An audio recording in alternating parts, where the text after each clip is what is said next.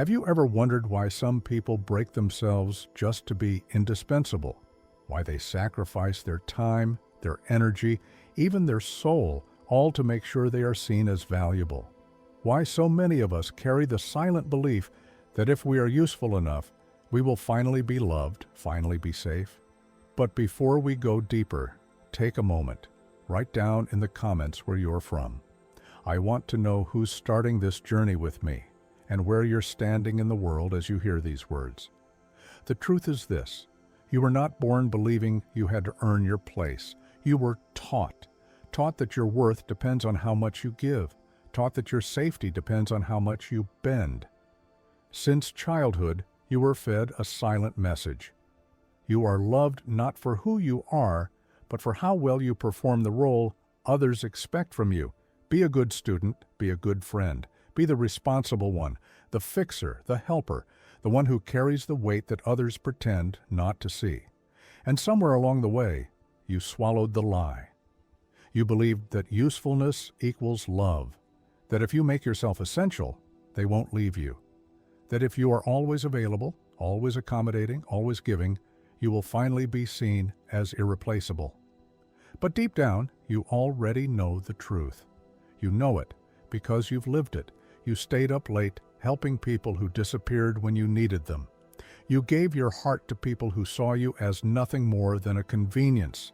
You sacrificed parts of yourself thinking it would buy loyalty, thinking it would create something permanent in a world that never promised permanence.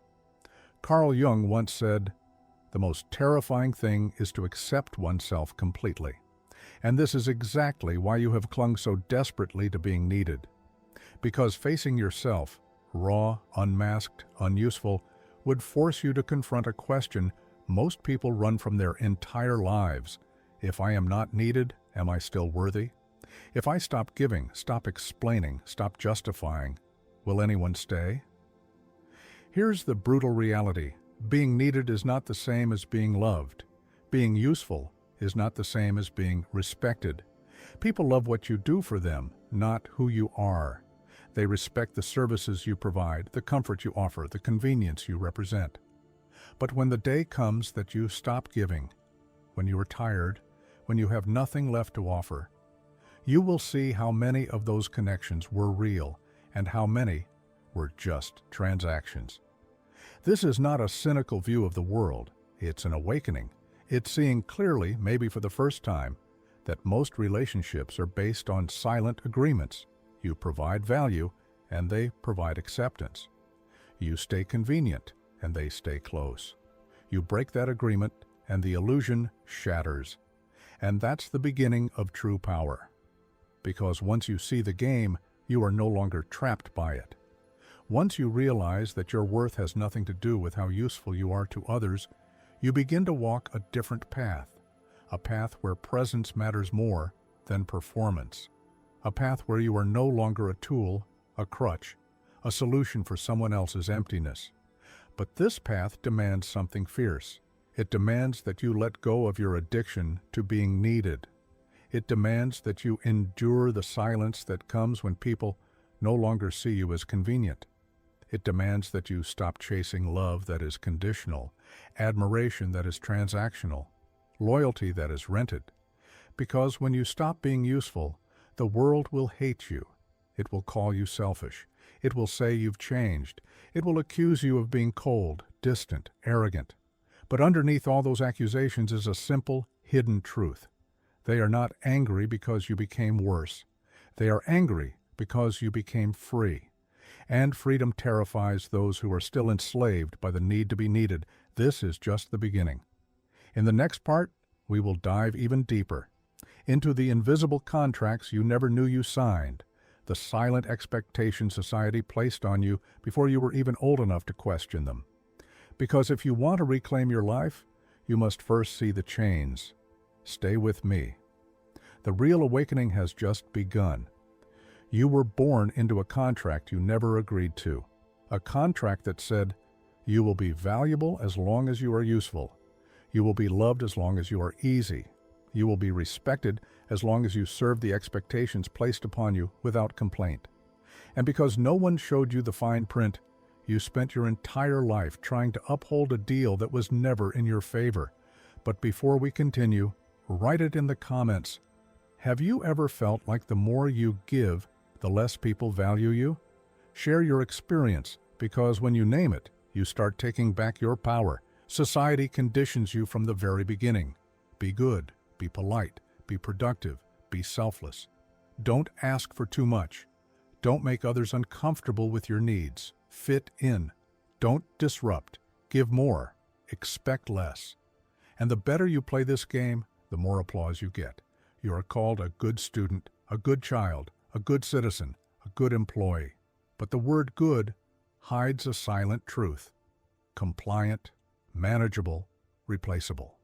Because what society really loves is not your soul, but your functionality, your ability to keep the machine running without causing disruption, your willingness to carry weights that aren't yours, your silence in the face of exploitation disguised as obligation. Carl Jung warned about this when he said, "The shoe that fits one person pinches another. There is no recipe for living that suits all cases." And yet, you were expected to cram your life, your spirit, your individuality into a mold that was never made for you. And every time you betrayed your instincts to meet the expectations of others, you cut yourself away from your own center. The invisible contract operates on unspoken rules. You must give without asking, smile without feeling, sacrifice without being acknowledged. And if you dare to question it, you are labeled selfish, difficult, ungrateful. They will say you have changed, that you are not the person they once knew. But the truth is, you never were. You were only playing the part that made others comfortable. And here's the most brutal part. When you finally wake up, when you finally stop trying to meet the impossible demands, you will not be celebrated, you will be attacked. Because your refusal to participate exposes the game for what it is. It forces others to confront their own silent compromises, their own unspoken slavery. And most people would rather kill the messenger than face their own betrayal. That's why when you stop being useful, the world treats you like a traitor. Because you are no longer feeding the system that depended on your unconscious consent. And for the first time, you are not asking permission to exist. But this is where your real power begins. When you refuse the contract, when you tear up the agreement you never signed, you step out of the role of the servant and into the role of the creator. You begin to shape your life based not on duty, but on truth, not on obligation, but on desire. You stop being what others want, and you start becoming who you truly are.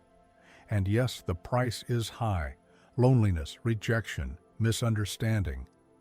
But the reward is even higher: authenticity, inner peace, and a kind of strength that no one can ever take from you again. In the next part, we will talk about what happens when you stop participating in the lie, when you stop showing up for performances you no longer believe in. It's called the collapse of illusions, and it's the most painful and liberating moment you will ever face. Stay here. The truth is only getting heavier, and so is your power. There comes a moment, brutal, cold, and irreversible, when you stop playing the role you were assigned. When you no longer show up with a smile, no longer nod in agreement, no longer offer yourself as the solution to everyone's problems. And that moment is when the collapse begins. Not the collapse of your life, but the collapse of the illusions that have imprisoned you for so long. At first, it feels like betrayal. You feel guilty. You feel cruel. The people who once praised your loyalty now accuse you of selfishness. The ones who celebrated your kindness now whisper about your arrogance. Friends grow distant. Family members express disappointment. Co-workers who once leaned on you now avoid you, cold and resentful. You see, you thought your value was permanent. You thought your sacrifices earned you love that was unconditional. But the truth is darker. You were never loved for who you are. You were loved for the role you played. And when you step off the stage, when you put down the mask, the applause stops. Carl Jung wrote, "People will do anything, no matter how absurd, to avoid facing their own souls. And when you stop performing, you force others to see themselves, not through confrontation, but through contrast. Your refusal to be manipulated, your refusal to explain yourself, your refusal to participate, it all shines a light on the very compromises they made and continue to make. And light is uncomfortable for those who have lived too long in the dark. This collapse is not just external, it's internal too. You will question yourself, you will mourn the image you had of yourself, the reliable one, the strong one, the selfless one. Because you were taught that goodness meant self-erasure, that love meant sacrificing your own needs, that loyalty meant accepting less than you deserve, and giving up that identity feels like dying, because in a way it is. You are not just losing people, you are losing the version of yourself that believed you needed to be useful, to be worthy. And the grief is real. The emptiness is real.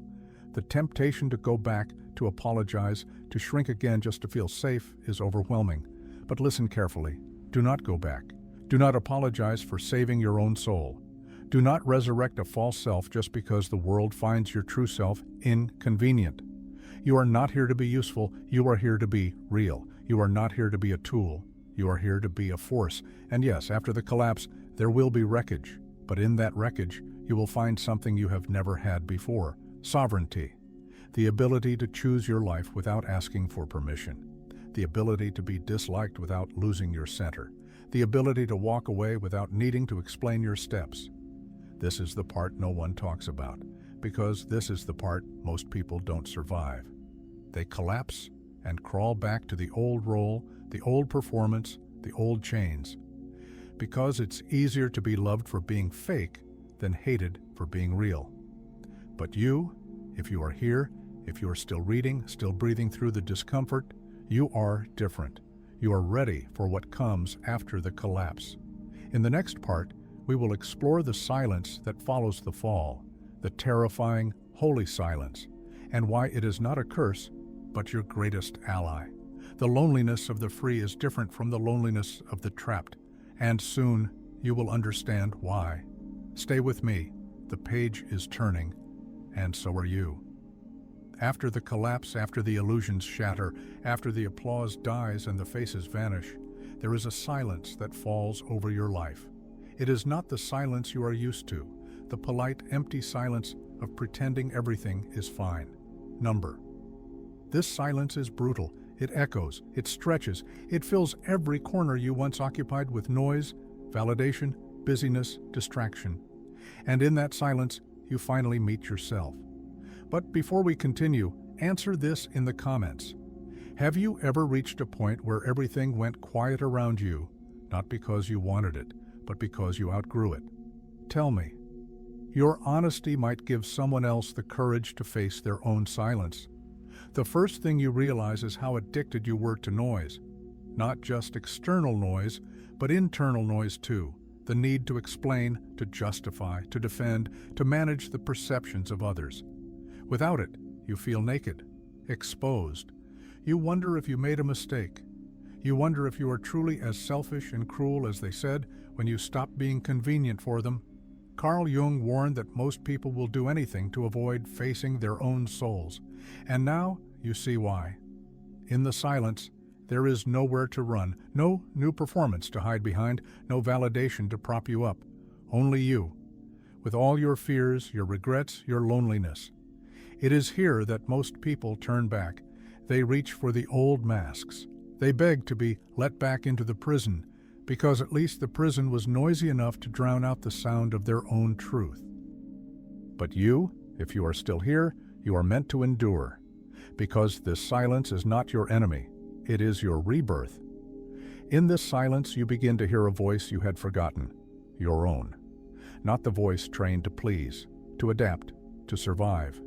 The deeper voice, the voice that never needed the world's permission to exist. The voice that tells you, you are enough without performing. You are enough without being useful. You are enough even when you are invisible. At first it feels unbearable. The loneliness is thick, like fog. You crave the easy, shallow connections you once had. You miss the people who only loved the version of you that served them. You grieve the spaces you can never return to. And that grief is real. Do not rush it. Do not shame yourself for feeling it. You are not weak for mourning what you outgrew. You are strong for refusing to shrink back to fit into places you no longer belong. The silence after the fall is sacred. It is a baptism, a purification. Every day you survive it, you shed another layer of false identity. Every day you sit with the discomfort without running, you forge a stronger soul. You are no longer reacting. You are no longer chasing. You are no longer trying to force connections that violate your spirit. You are simply being. And from this place of being, something miraculous happens. Your presence begins to rebuild itself, not around usefulness, but around truth. This is the birthplace of real power, the kind of power that doesn't need validation, applause, or understanding, the kind of power that cannot be manipulated because it has nothing left to prove. The silence that once felt like death slowly becomes peace. The loneliness that once felt unbearable slowly becomes freedom. The void you feared becomes a blank canvas. And now, for the first time in your life, you can paint your own existence without asking for permission. In the next part, we will explore what happens when you emerge from the silence, different, stronger, untouchable. It's called the transformation of presence. And it's the moment when the world starts to feel you, even without you trying. Stay with me.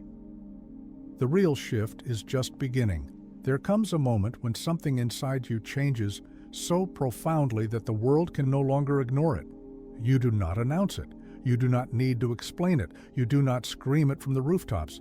It happens quietly, invisibly, like a new force gathering inside your chest. You carry yourself differently. You see differently. You no longer chase anything, not love, not validation, not attention.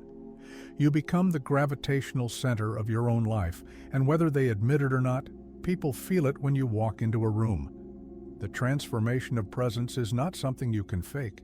It cannot be imitated by posture or by forced confidence. It is something primal, something that emerges when you have endured the silence, mourned the false attachments, and chosen yourself without conditions. It is the slow burning away of everything that was not truly yours. And what is left is raw, undeniable, untouchable. Presence is the energy of someone who no longer owes anyone anything. It is the way you move without asking permission. It is the way you listen without needing to be heard. It is the way you remain calm when others panic, the way you remain centered when others are thrown into chaos. Not because you are pretending to be strong, but because you have already faced the collapse and survived it. You are no longer afraid of being misunderstood, abandoned, criticized. You have been through worse, and you are still here. Carl Jung said, "The privilege of a lifetime is to become who you truly are." And now, after the silence, after the fall, you begin to feel what he meant. You are no longer just surviving. You are no longer just adapting. You are no longer a reflection of what others need you to be. You are becoming real, solid, anchored in your own being. And that reality is heavy. It demands respect, even without words. It draws in the right people and repels the wrong ones effortlessly. You will notice the shift. People who once controlled you with guilt will no longer know how to reach you. People who once drained you will find no entry point. People who once dismissed you will now hesitate, second guess, wonder why you feel different. They will search for the old version of you, but that person no longer exists. And when they cannot find that version, many will leave. Let them. Their departure is your purification. The transformation of presence means you no longer need to raise your voice to be heard. Your energy speaks louder than your words ever could. Your silence carries more authority than 1,000 arguments. Your gaze communicates more than explanations. You become a living mirror, not because you reflect others' expectations, but because your stillness forces them to confront their own restlessness. But understand this, not everyone will celebrate your transformation. Some will resent it. Some will feel threatened by it. Some will try to provoke you, pull you back into old games, old wounds, old identities. Stay unmoved. Your power is not in fighting back. Your power is in refusing to descend into the noise. You are not here to be understood by those who benefit from your confusion. You are here to live in truth. Even if it makes you invisible to the crowd, you are not the same anymore. And that is your victory. When you embody presence, you realize that you don't need to force outcomes. You don't need to manipulate anyone. You don't need to cling to anything. What is meant for you will feel the weight of your being and will align naturally. What is not meant for you will collapse under the pressure of your authenticity. Either way, you win. The world teaches you to perform. The world trains you to beg for attention. But when you transform your presence, you no longer perform, you no longer beg, you simply are. And that being is unshakable. You become untouchable not by building walls, but by standing so firmly in your truth that no lie can uproot you. You become rare. You become unforgettable. You become the silent force that others cannot explain but cannot deny. In the next part, we will reach the final elevation, the part where you no longer just endure the hate when you stop being useful. You will learn how to thrive in it, how to use it, how to turn their rejection into the raw fuel of your ultimate independence. We are almost there.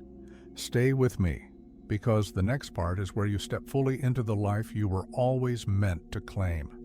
The moment you stop being useful to them, the world changes its face. The smiles fade, the invitations stop, the applause dies down, and suddenly you are no longer welcome in the places you once called home.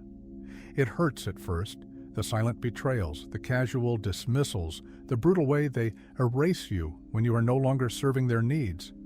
But if you listen closely, underneath the pain, there is something else awakening, something stronger, something purer. This is not the end, this is the beginning.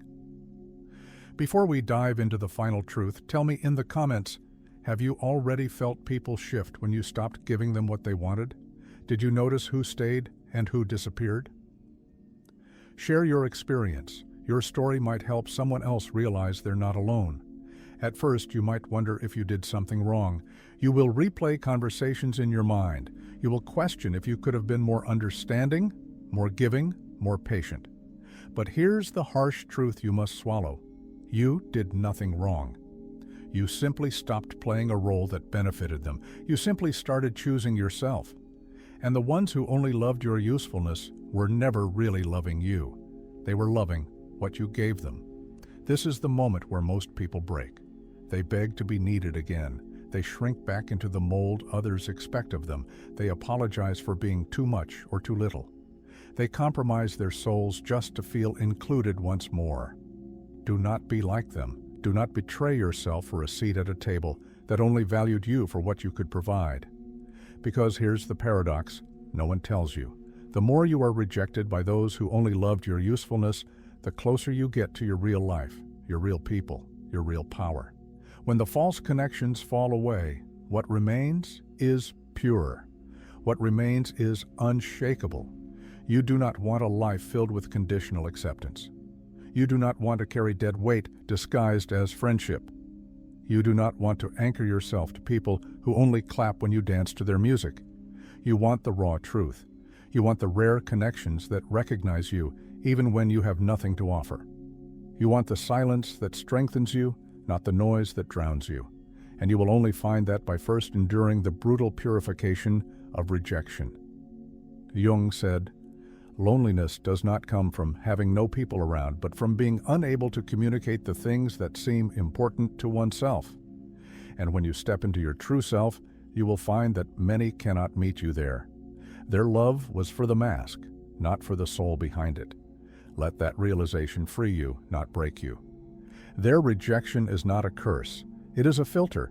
It is the divine sorting process clearing your path.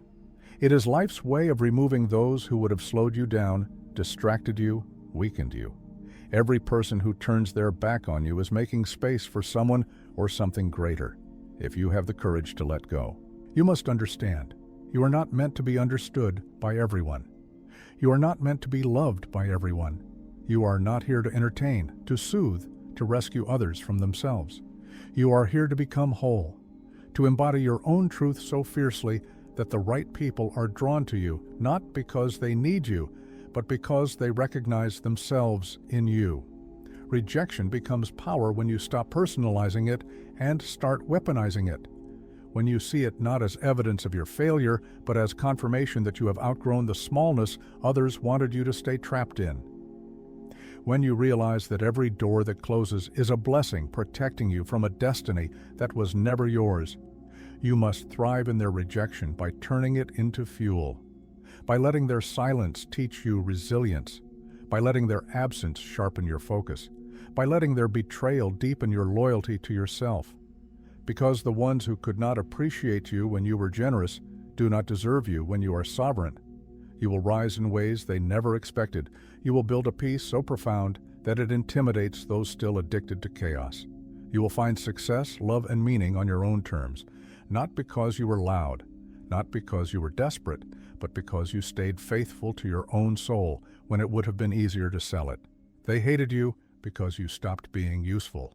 Good. Let them. You are not here to serve the smallness in others. You are here to embody the greatness that was placed inside you the moment you were born. And that greatness is not up for debate. So as you step forward, heavier, quieter, more dangerous in your peace, remember this. Those who could not value you when you were invisible do not deserve you when you become undeniable. You have crossed the line of no return. You are no longer who you were when you started this journey. You are not surviving anymore. You are building something eternal. Now go. Walk in your silence. Walk in your power. Walk in your truth. And let the world deal with it.